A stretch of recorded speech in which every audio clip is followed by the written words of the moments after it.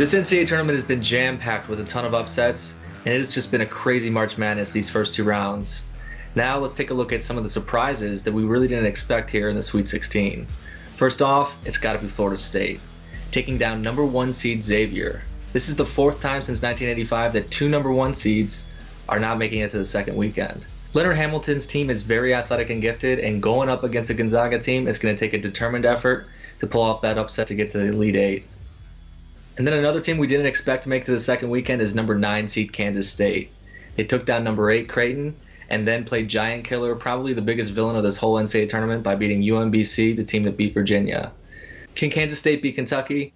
It's going to take a little bit more of a determined effort than it did against UMBC or Creighton, because Kentucky is playing some of the best basketball of any team in this tournament right now. Did we mention that the South region has just been absolutely crazy? Another team in that region that came out of it is Nevada. Didn't see that coming necessarily, but taking down number 2 Cincinnati, coming back from 22 points down, absolutely awesome. Twins Caleb and Cody Martin offer a 1-2 punch that could be really tough for Loyola to guard in the Sweet 16. The Wolfpack are losing by 20 points and there's about 10 minutes left. Do not count them out. They've proven to be the comeback king of this tournament, and that has everything to do with the Martin brothers. And then we had the last standing Cinderella in Loyola Chicago, beating Tennessee, a number 3 seed, and then a number 6 seed in Miami. They've proven that they're not just a regular Cinderella and that they can really prove their might against some of the biggest teams and power teams in the country. But Coach Porter Moser and the Ramblers have to be happy that their matchup is against Nevada instead of a stout defense in number 2 Cincinnati. This is a winnable game for Loyola Chicago to get to the Elite Eight. And tied with Loyola for being the lowest remaining seed is number 11 seed Syracuse.